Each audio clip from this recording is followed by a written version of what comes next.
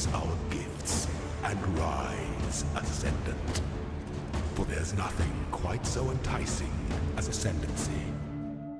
We're almost 3 weeks into the Legacy of Phrecia event, and I thought it would be interesting to take a look at how the meta has developed in that time, especially in comparison with the Settlers League, because it's important to keep in mind that whilst Phrecia is a new event with a fresh league reset economy, we're still using the same league mechanic and we're playing on the same balance patch in terms of skill balance, that being patch 3.25.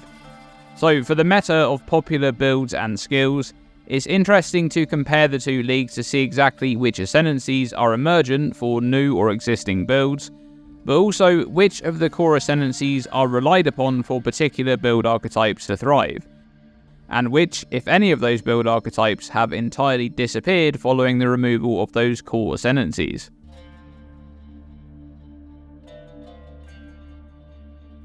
Let's begin with a look at the ladder of main skill usage in both leagues. We're comparing current softcore trade Phrecia and week 3 softcore trade Settlers. And right at the top of both lists is of course Lightning Strike, likely the strongest skill in the game right now. Now in the Settlers League, the LS builds are mostly made up of Slayer and Trickster characters. But for Phrecia, the Blind Prophet Ascendancy has pretty much absorbed all of those builds, with 76% of Lightning Strike characters using this Ascendancy. However, as we go down the list of main skills across both leagues, there's some big differences here. The biggest winner for Phrecia League is Tectonic Slam of Cataclysm and General's Cry, both of which have an 8% usage across all characters in the league, up from just 0.1% for each skill in Settlers. They have the same 8% play rate because they're being used in the same builds of course, utilising the interaction of General's Cry Mirages benefiting from your endurance charges without actually spending your endurance charges.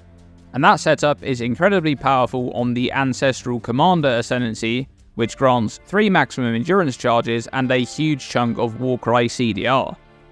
An honourable mention for the winners of Phrecia League is Kinetic Blast of Clustering, up from less than 0.1% play rate in Settlers to a whopping 7% in Phrecia due to the addition of the Whisperer, a mana stacking attack based Ascendancy.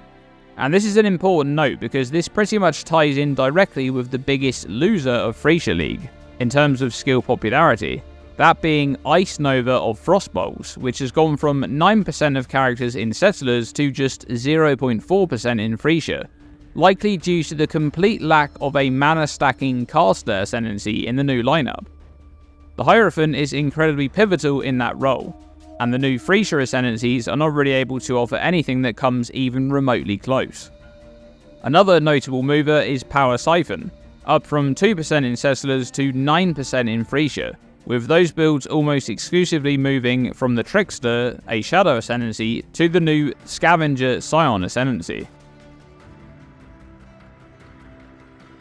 Now, what about equipment usage, in particular unique items?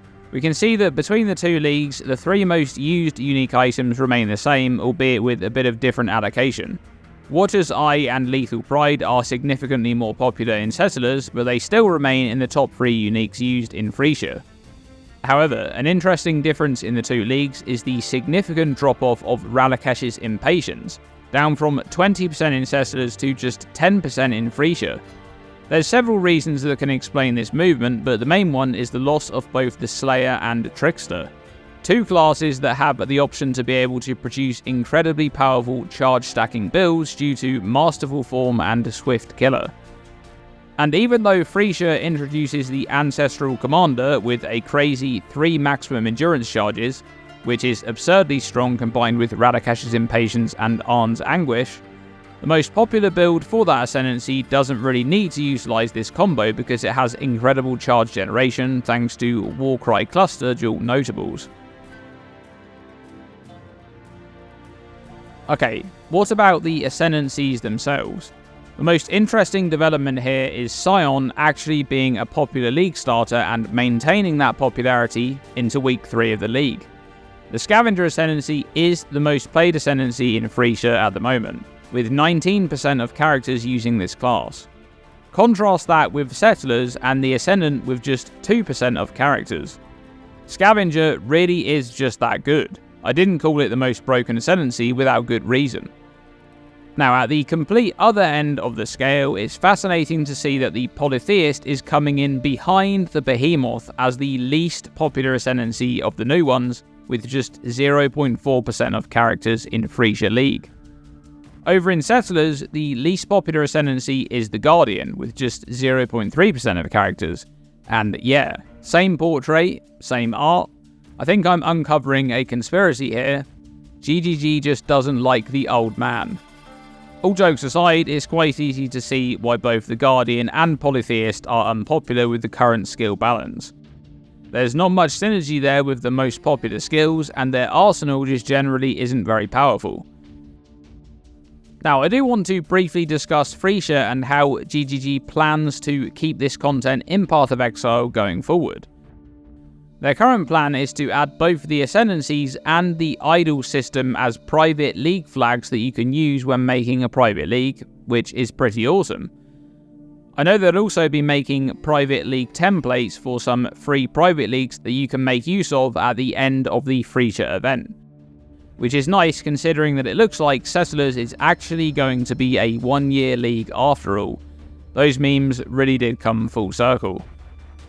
However, I do want to suggest that the Phrecia Ascendancies should probably be balanced and actually make their way into the core game at some point. I'm going to make a full video on this because I feel that it would make the most sense to do that from the perspective of Path of Exile 1 going forward. If we're expecting to receive less content and less balanced passes overall compared to what we used to get, having an extra 19 Ascendancies in the core game would just improve the overall experience by merely just having more toys to play with. Let me know what you guys think about that by commenting below. I really do feel though that those Ascendancies being added to the core game would basically just improve the overall experience. There's not really much to be lost by putting them into the core game, other than their balance of course compared to the core Ascendancies, which is why I said they must be balanced and maybe even reworked in some cases before they actually would be added to the core game. And that's it. A bit of a meta report style video for the Phrecia League compared to Settlers. Thanks for watching this video, and as always, stay tuned and stay safe.